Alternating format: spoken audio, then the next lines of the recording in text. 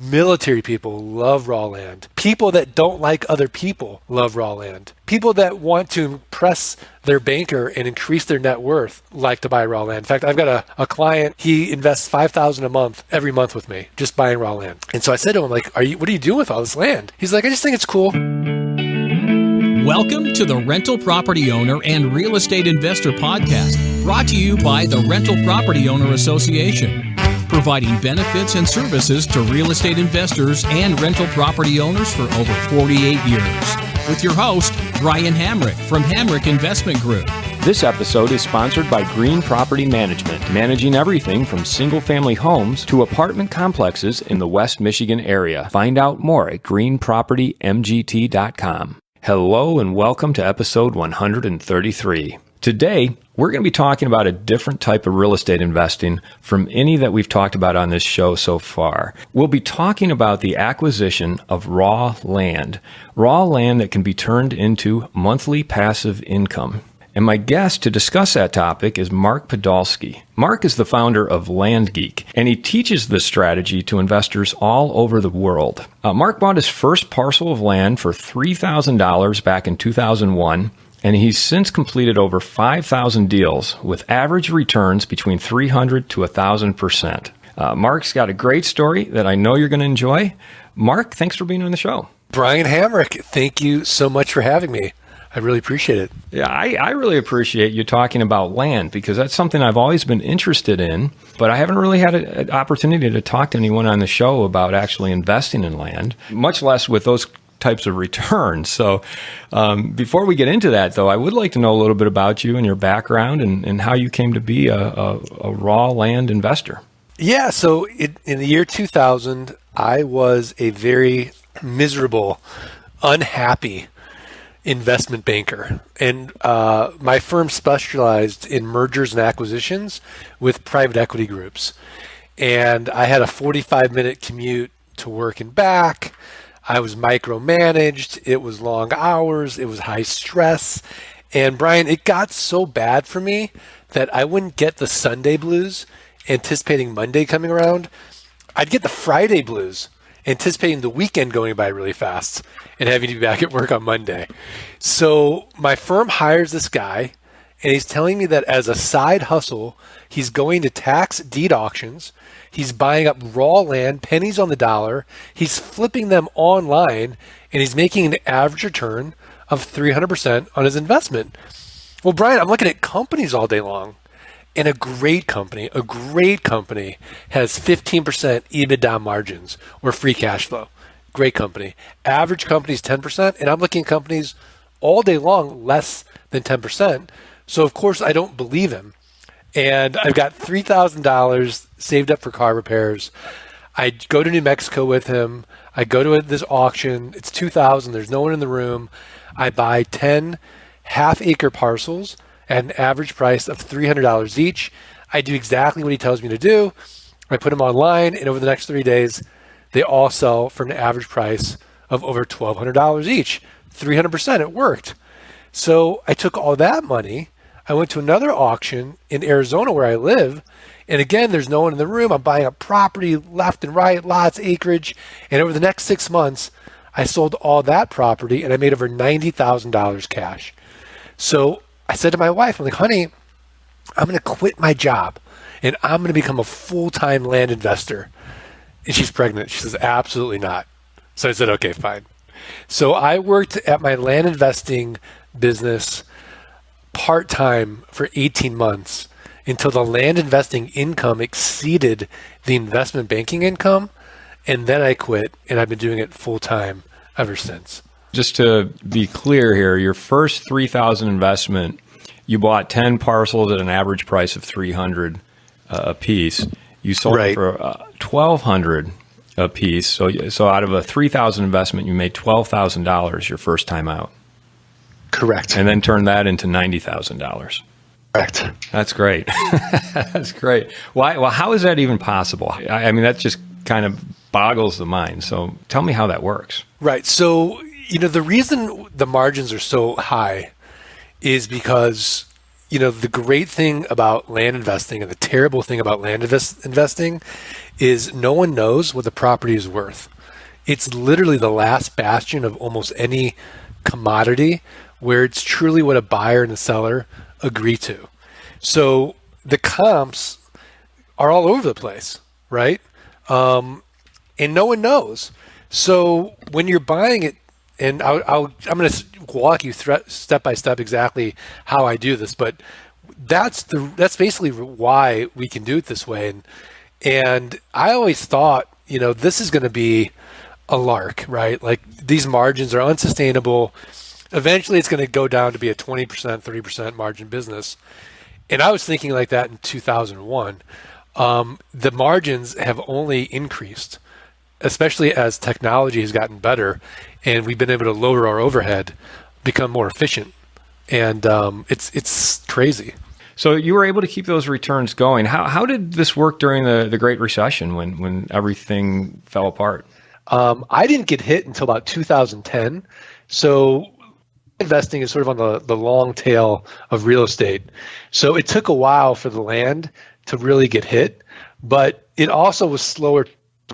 So we're about 2 years behind housing and commercial. We took about a 50% hit. Now, the investing company, Frontier Properties, remained profitable, but I had to lower my lifestyle because I was out of control, Brian. I had a multi-million-dollar home. My kids were in private school. I had luxury cars. I had nanny. I had a housekeeper. I mean, we were like crazy because the money was coming in so easily. And then just like one day, people stopped paying on their notes, and really wasn't prepared for that in a way I should have been. Now today I am, but the company itself was still profitable. So can you take me through like some of these deals? Like what exactly are you doing when you invest in raw land? So Brian, where do you live? Grand Rapids, Michigan. Okay, so you're in Michigan, right? And I go to a county in Texas and I see, Brian Hamrick owns 10 acres in this county in Texas, but he owes $200 in back taxes. Well, you're advertising two things to me. Number one, you have no emotion to that raw land. And number two, you're distressed in some way.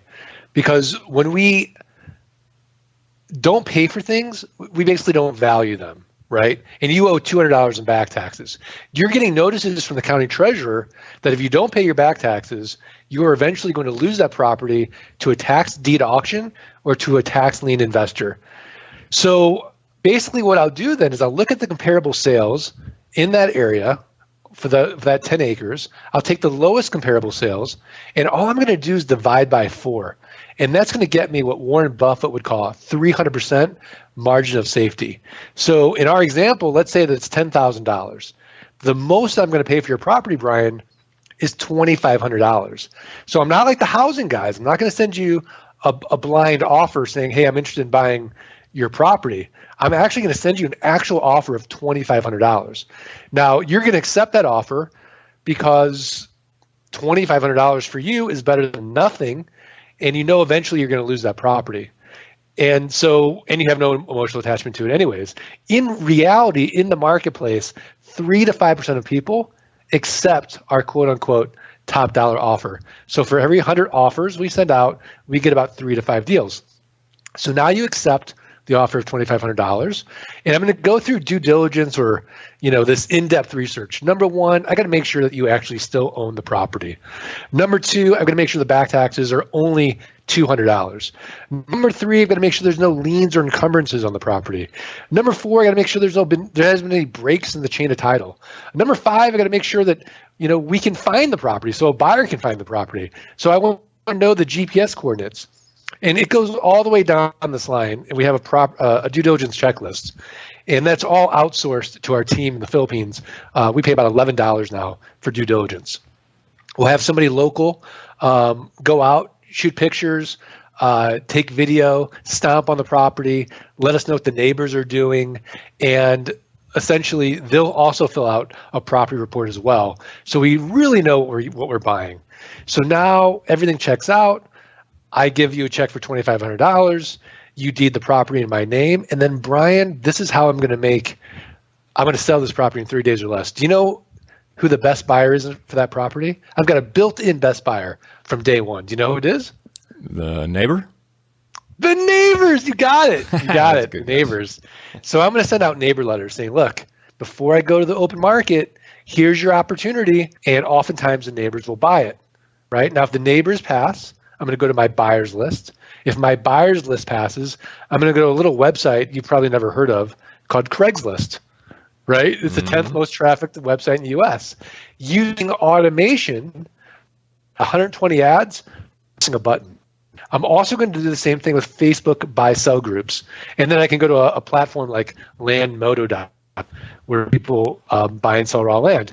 So essentially the way I'm going to sell it is I'm going to make it irresistible for that buyer. I'm going to make it a car payment for them. So I'm going to ask for $2,500 as a down payment. And then I'm going to ask for $449 a month at 9% interest over the next 8 years. So essentially it's a one-time sale. I get this passive income of $449 a month for the next 8 years. And Brian, I don't have to deal with any renters, rehabs, renovations, or rodents. And because I'm not dealing with a tenant, I'm exempt from Dodd-Frank, RESPA, and the SAFE Act, any of this onerous real estate legislation. So the game that we play then is, can we create enough of these passive income notes where our passive income exceeds our fixed expenses, and we're working because we want to, not because we have to. The first time you bought at auction. So are you buying it through different methods as well? Well, the problem with the auction circuit is when you're in a market like we are in today and people have cash, those auctions become very competitive. So I can't buy property 25 cents on the dollar. But if I go directly to the property owner before it gets to auction, then I'm avoiding all that competition. So that's going to be the number one way of getting deal flow. I see. So your strategy has definitely changed over the years. Oh, absolutely. Yeah. So direct marketing to the owner of that land, you're researching them. You know that they're in trouble already, and they're much more likely to take your offer. Correct. Walk me through a couple of other deals. Like, what are some of the more recent deals you've done? So some more recent deals that I've done, we're kind of buying and selling every day. So one of my favorite deals that we just recently did was a deal in Oregon. It was 40 acres. We paid $6,500 for it, and we sold it for $85,000. It was a really good property. It's just beautiful, and we got that deal. I think 10,000 down, and we're at $1,200 a month with a note. So are you doing this then with a team? You have students that are doing it? How do you structure your business? So I work about 2 hours a week in the business because my whole philosophy is I can always make more money, but I can't get more time. So 90% of the business is automated between software, virtual assistants in the Philippines, and my acquisition manager. On the back end, we created our own software company called geekpay.io that automates managing the notes between me, the lender, and our borrowers. So we get our money via ACH or check every single month automated. It just immediately flows out of their account. But if the ACH fails, it charges a credit card on file as a backup. So my default rate went from 8% to 4%, and we don't even do credit checks. It automates notifications. The borrowers can go in, they can log in, they can see their current balance, they can make a prepayment at any point in time. So it really we've eliminated every single pain point that I've had in this business, either via software, automation, delegation, and systems. It's scalable. So I can do this business from anywhere in the world. I just need a laptop and an internet connection, and we're in business. I'd like to take a moment to tell you about Green Property Management. Not only do they manage everything from single-family homes to apartment complexes in the West Michigan area, they also manage my entire portfolio. So I can tell you from personal experience that their unique flat fee management style is worth a closer look. If you feel that your property isn't operating to its fullest potential, then Green Property Management can help you take a holistic approach that will save you money, eliminate your headache, headaches and increase your net income. And if you're a property manager interested in applying Green Property Management's model, give them a call at 1-866-95-GREEN or visit them on the web at greenpropertymgt.com. And it sounds like part of your business model then is creating the note as well. So it's not just buying the raw land and selling it, but it's providing the seller financing for the end buyer. Yeah, I mean, we want that passive income, because if I sell it for cash, I mean, the cash is nice, but then I've got to start the acquisition process all over again. So to build wealth, I really want to have as much land as possible with, creating this income stream, and as many income streams as I can create, to the point where if 50% of it went away, well, I wouldn't even feel it. Right. So we just going to keep building that and building that. If I need cash, well, I can sell 12 months of that cash flow to an investor, get my money out, redeploy it, and then have that passive income revert back to me after 12 months. And I get 2 bites of the apple, so to speak. So we've eliminated any issues with cash flow or funding using this model, where a lot of people are like, well, you're going to run out of money because if you keep selling on terms and you don't get your cash out on the down payment, you could have a cash flow crunch. Well, that's how we eliminate that. So you just mentioned a very what seems like a complex strategy in order to raise cash. You're not selling the note itself, but you're selling 12 months of the payment on that note. Is that correct? That's correct. I'm selling a partial on that note, not the note itself, right? Yeah. And we use land contracts as opposed to a deed of trust. So the property stays in my name and there's no cost of foreclosure. So if the borrower misses a payment, they have 30 days to cure their default. If they don't cure the default, we keep the down payment, we keep all their monthly payments, and we just resell that property to a new owner. And you don't really have to worry about evicting them because it's raw land, right? It's really a headache-free model. So I guess I'm trying to understand then, are you then self-financing all of this, or do you have investors you're working with, or how do you come up with all the money to do this? Yeah, when I first started, I self-financed. We have actually outgrown that. So we do work with accredited investors, and we do have a fund, but that's not something that I really can talk about. But I would say that in the beginning, buddies Durant start with $800. I have clients, they have no money. They start with less than $1,000. And essentially, it doesn't matter, right? If you lock up any deal, 25 cents on the dollar, I don't care what it is. It can be land, it could be, a car. It doesn't matter what it is. There's someone on the other end of that deal. So I've got a client, Paul. He's got no money, but he's got enough money to send out mailers. So he locks up a deal in upstate New York for $3,000. Doesn't have $3,000. So he tells his seller, hey, look, it's going to take me 90 days to do due diligence. I'll close in 90 days. And the seller says, great. Well, it only takes 2 days to conduct due diligence. So he buys himself 88 days to find a buyer and do what we call a dual close. So he sends out his neighbor letters. The neighbor wants to buy it for $13,000 cash, right? So Paul gets his $13,000, pays off his seller $3,000, and does a dual closing, tells the recorder, record this deed first, record this deed second, and he creates $10,000 and an infinite ROI just by sending out the neighbor letters. Oh, infinite because he never actually put any of his own money into the deal. Exactly. You also teach this to students then. Can you talk about that a little bit?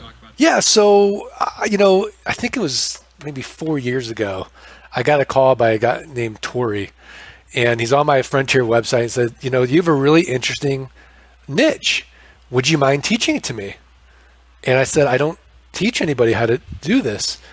And then he offered me an obscene amount of money to teach him. I thought, oh, now you okay, well, maybe I will teach you. And so I said to my wife, I'm like, honey, I'm going to teach Tori my business. And she's like, whoa. You're going to create your own competition. So being an investment banker, I said, well, let's look at the market and let's see how big it is. how many people can actually be in this market before it creates a dent in my own business. So we did the math, and Brian, there are billions of acres of raw land in just the United States, right? There are millions of people that owe back taxes, just our lowest hanging fruit. We determined that there could be over 1 million people in this niche. You, me, all those people, we're all going to run out of money before we run out of deal flow. There's no big money in this niche, no private equity groups, no hedge funds. It's the least sexy of all the niches. You'll never go on HGTV or the DIY network and see Flip This Land. It's just me in front of this computer. If we go to a RIA meeting, a real estate investment meeting, right? There's 100 people in that room. 99 of them are going to be landlords, flippers, or wholesalers. You and I, Brian, are going to be the only land guys in that room. So we have this massive market and literally no one doing it. And that's why I started teaching people. And I can tell you that it's been the most gratifying thing that I've ever done in my life because, buying and selling raw land is great for 5 people, myself and my family, right? But none of those buyers ever wrote me a letter and said, Mark, you changed my life with this land purchase. But we have been able to retire spouses, get people to replace their income. We've allowed people to travel around the world, do what they really want to do, because we've showed them exactly how to create enough passive income where it exceeds their fixed expenses. And we've eliminated this big bucket of stress in their life called money. And it's rippled out and really affected every area of their life.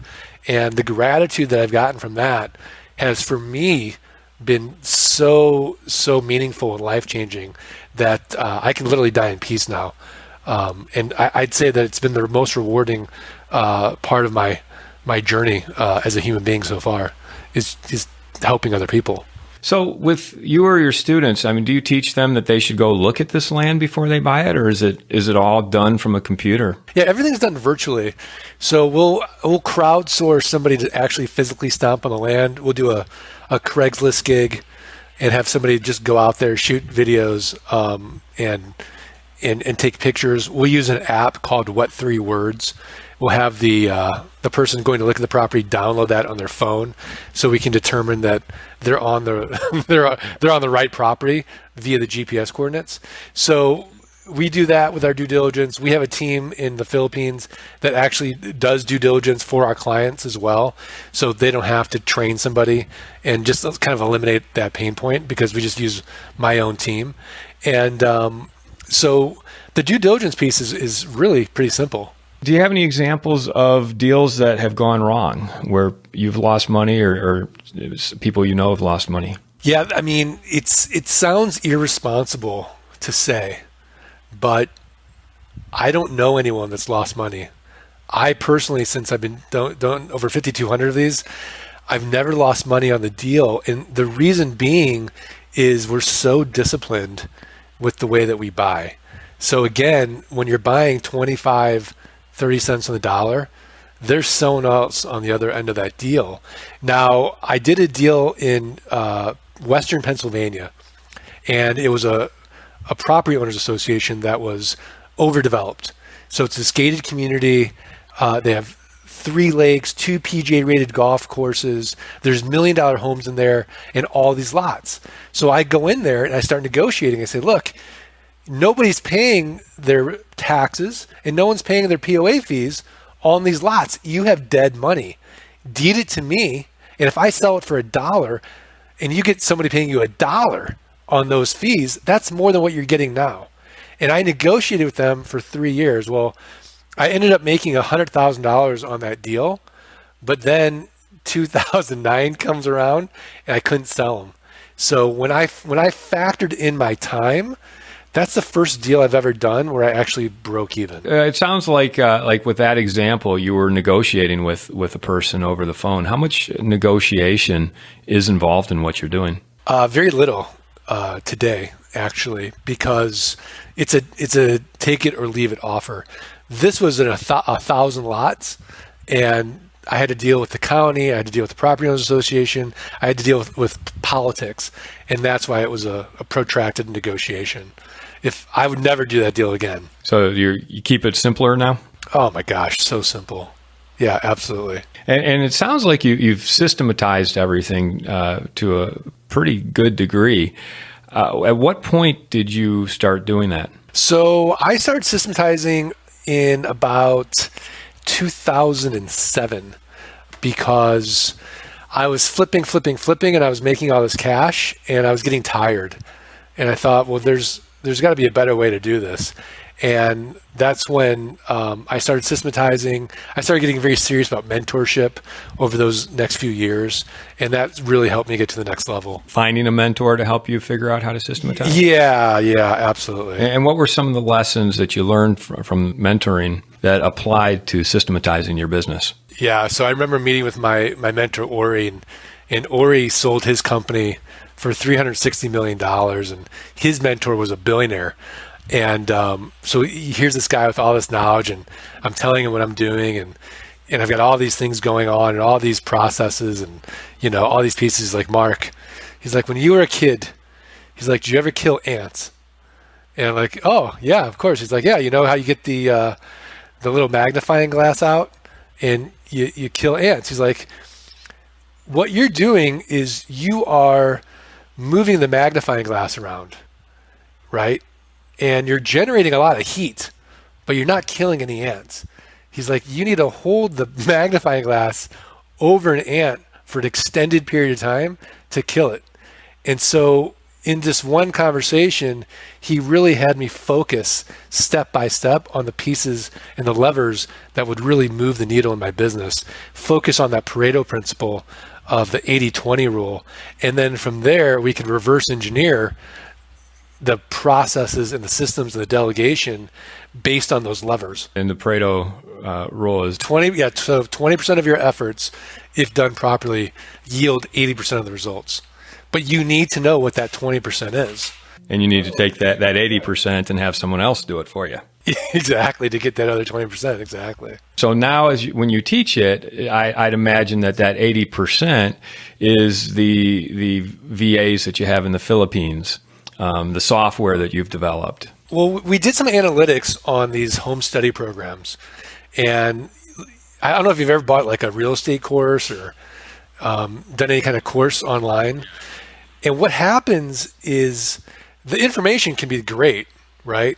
But essentially, there's like a 3% success rate because there's no accountability. Nobody's forcing you, Brian. No one's forcing me to actually take action on that information. So yeah, we have a do-it-yourself course for that 3% that gets up at 4 a.m, works out, super disciplined, and takes action. For the rest of us, we have something called Flight School that takes all this information. You're in a class, and Brian, we watch you execute in real time with your class. You will get a list. You will scrub a list. You will price a list, and you will get your offers out, right?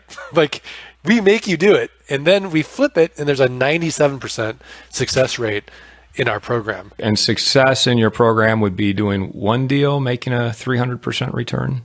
Success is going to be defined by the client. So for some people, it's going to be replacing their income. For other people, it's going to be getting a $10,000 a month passive income.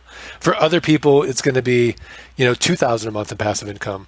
For some people, it's going to be 10xing just their return on their tuition, their investment on our program. So it just depends on how they define success. But we have an overwhelming amount of proof, and it's really incredible. So don't take my word for it. Watch the videos on our site. What else about investing in raw land have I not asked you about that I should?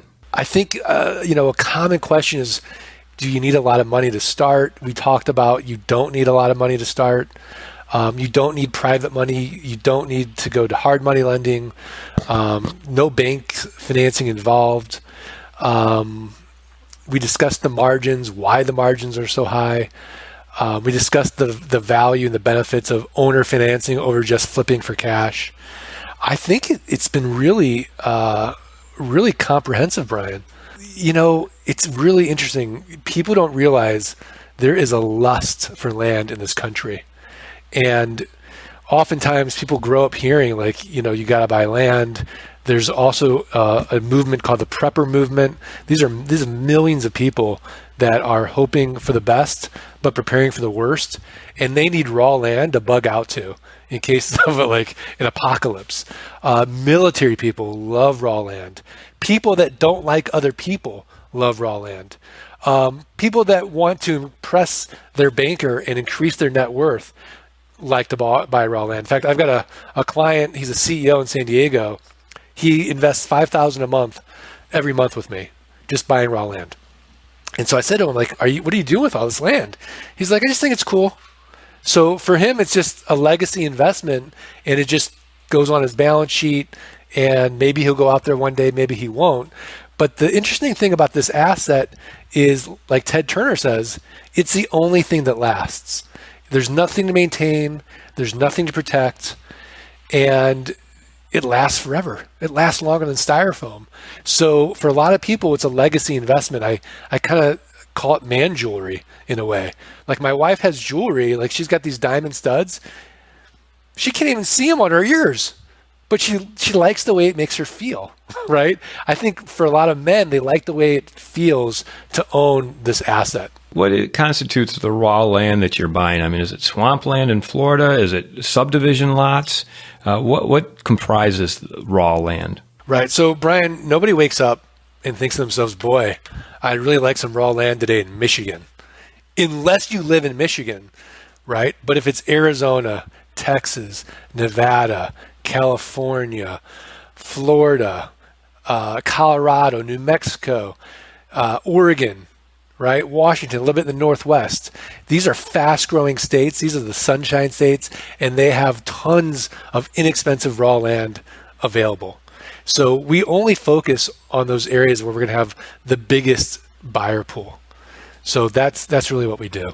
And the size of this land when you buy it? I mean, what's the minimum to maximum size that you would buy? I've bought postage stamp lots all the way to 640-acre sections. So it just depends on what can I buy it for. We're just opportunistic. I would say that, generally speaking, if I could have my, like a little land fairy godmother, I'd only like to buy 40-acre parcels, but they all sell. So I think that covers, a lot of great information on buying raw land. One of the things that I've heard about you is that you have an obsession with death. Can we talk about that? I do have an obsession with death. So I, every day I think to myself, if this is going to be the last day of my life, how do I want to spend it? Because I don't know when the last day of my life is. And so I think about it all the time. I try to be as present as I can. I meditate every single day. And then Mondays and Fridays are what I call my terminal days. So I create that day like an ideal day. So if that is my last day on earth, how do I want to spend it? And usually it's going to be with my family, my kids, my friends, doing these sort of simple, meaningful things that deepen our relationships. And that's really it. So, again, I can always make more money. I can't get more time. So with that sort of obsession, and I've got a thing on my computer, it's a Chrome plugin called the Death Clock. So every time I change tabs, it shows me I've got as of this recording, I've got 10,948 days left on Earth if I live to be the average man. And so just a reminder, make that day count. I'm never going to get this time again.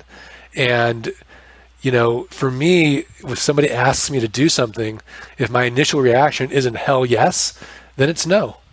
And I really protect my time that way. So what do you do with your time? I mean, if you're spending 2 hours a week on the actual business, what else do you do? So, I work on the fund. I work on the software. I have the coaching. I work on that. I work with my team. And then I time theme my days. So Monday is my terminal day. So I don't have any calls and I just do whatever I want. Tuesday is my podcast day. So I have the Art of Passive Income podcast, and I only do my podcast interviews on Tuesday. Wednesday is my team meeting days. So I meet with my team in the various companies and just, we discuss about how we can get better on Wednesdays. On Thursdays are my client meeting days, and then thinking days, working on the business days, and doing interviews like this. And then Friday is another terminal day.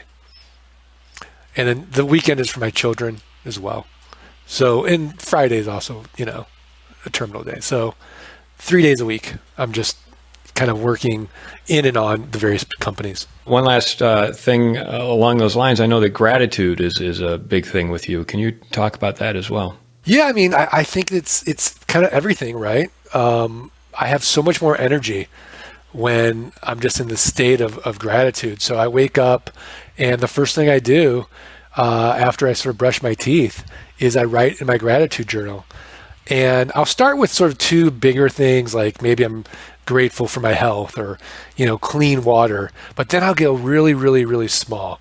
And so, today it was like a cool breeze during, a walk yesterday. Like I was so grateful for that because it's starting to get hot here in Phoenix. Or, maybe it's something like just, that flower that's blooming out in my backyard. Something very small that I might take for granted. And it kind of just brings me back into the state of gratitude. So, once you get over the sort of the big obvious things, like I'm grateful for my health, grateful for my family's health, I'm grateful for my, my children and my wife and all that, then you kind of just drill down and you're like, oh my gosh. And you start seeing all these things that you have in your life that are so amazing that we just kind of take for granted. And when you're in that place, I think it's hard to be in a bad mood. And as we wrap it up here, Mark, do you have any advice for our listeners who might be interested in employing some of the strategies that you've put forth today? Yeah, I mean, get a Sherpa, right? This stuff is hard. So I would say if you're going to climb that mountain, whether it's any real estate model or any kind of business, doesn't matter what you do in life, find someone who's already been up that mountain and can guide you through it so that you're not stuck on Mount Everest freezing to death. Like get your Sherpa and have them smart cut all the pain points so that you can avoid it. I mean, it's the best time ever to be alive. There's so much information. There's literally no excuses anymore not to do what you want to do. So that would be my advice. Great advice. And how would people get a hold of you? I think the best place to go is thelandgeek.com, and they can download for free our passive income blueprint. They can get our ebook, How to Avoid the 3 Fatal Land Buying Mistakes, and they can get the Art of Passive Income podcast delivered each week to their email inbox. And if they email support@thelandgeek.com and put in the subject line Brian Hamrick or Hamrick Investment Group, we'll send them for free our passive income launch kit, which is normally our $97 course for free. So support thelandgeek.com, subject line Brian or Hamrick or Investment Group, and we'll give them that course for free. Fantastic. And that way will be enough information so that they really know if this is right for them or not. So you also have a book coming out soon, don't you? Yeah, I do. It's called Dirt Rich, How One Ambitiously Lazy Geek Created Passive Income in Real Estate Without Renters, Renovations, and Rehabs. And I'm really excited. It's my first book. I've got another I'm writing as well. And but this one really kind of walks you through the model and tells you about my story and kind of walks you through some of the big mistakes I've made in life. And it's great. In fact, if you go to thelandgeek.com /dirtrich, you can download the first chapter for free and get bonuses on any future kind of products or services that we offer. And we're going to be launching this on May 28th with a special pricing for the Kindle version as well. So I'm really excited about it. Thanks for asking about it. And your podcast is called? The Art of Passive Income Podcast. Then we also have the Best Passive Income Model Podcast, which has over 100 episodes of experts. And I ask them, hey, do I have the best passive income model? And so sometimes it's really interesting what comes out of that.